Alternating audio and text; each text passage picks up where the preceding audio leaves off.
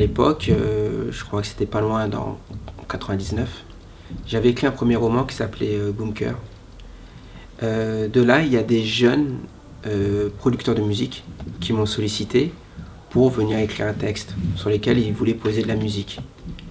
Et il se trouve que la singularité de ces deux jeunes hommes, c'est qu'ils faisaient une sorte de tour de France pour, comment dirais-je, enregistrer des rappeurs à travers la France. Et à certaines étapes, je les ai suivis, parce que je trouvais ça incroyable, ce qu'ils faisaient, quoi.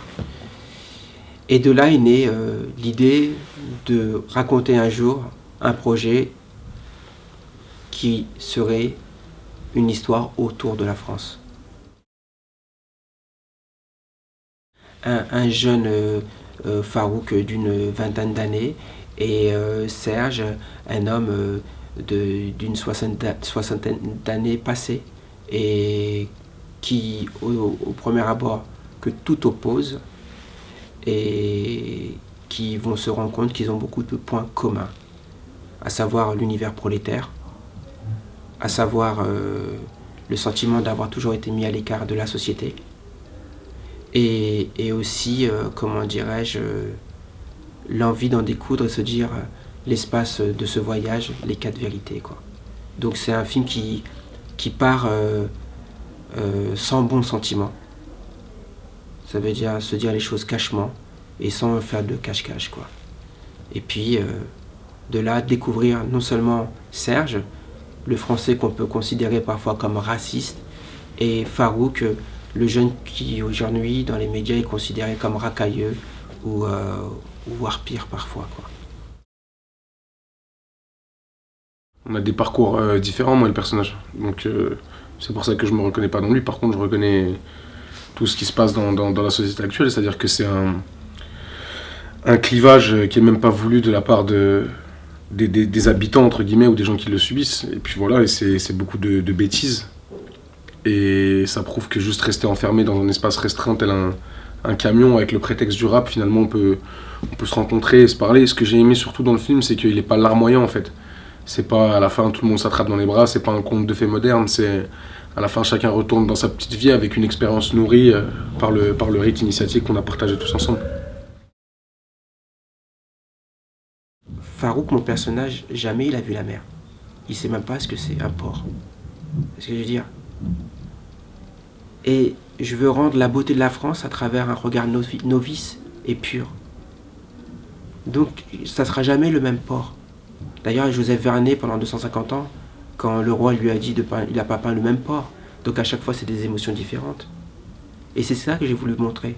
C'est une évolution, un regard, mais pas que sur des méduses, sur un fromage, sur un feu d'artifice, sur des feuilles. Imagine-toi, le Lascar, il fume des feuilles. Tu te dis, mais qu'est-ce qu'il veut les rouler ou quoi? Non, non. Il est émerveillé par la nature. Et au plus loin, dans cette démarche, il y a aussi la démarche, voilà, d'un cinéaste que j'aime bien, j'aime beaucoup Terrence Malick. Et je m'approprie aussi cet amour comment dirais-je, de la nature, quoi. Parce que le gamin, lui, est complètement égaré. C'est un mec, c'est la preuve, on dit bien qu'on est des graines de béton. Et c'est ce qu'il est au début du film. Pour tout à coup faire éclore dans son flow, dans sa pensée, dans sa philosophie, un autre étendard. On a un vrai problème d'identité en France. Moi, par exemple, j'ai beaucoup de mal à me considérer réellement comme français. Pourtant, j'habite en France depuis que je suis né. Je parle français, j'ai été à l'école française. Je vis selon les lois françaises. Mais quand je me retrouve avec des gens, la première question qu'on me pose, et c'est une réalité, c'est de quelle origine et tes parents. Et en vrai, à force de trop nous remettre dans ces tranchées-là, on ne peut pas nous en vouloir à nous de ne pas se sentir français. Moi, je sais que moi encore, j'arrive un minimum à me sentir français parce que j'ai la chance de voir d'autres choses. Mais les gens de mon quartier ou les gens qui habitent avec moi dans la vie de tous les jours ne se considèrent pas du tout comme français. Les Français issus de l'immigration, on n'a pas ce truc à l'américaine où on est noir américain, on est latino-américain, on est afro-européen. C'est très dur d'inclure cette notion pour nous. Parce qu'on est vraiment rejeté. Et je pense qu'au bout d'un moment, il faut pas mentir ou faire comme si c'était une pub Disneyland. Faut dire les choses, faut que ça pète. C'est comme un bouton de pu, au bout d'un moment, il faut le péter pour que le visage y redevienne joli.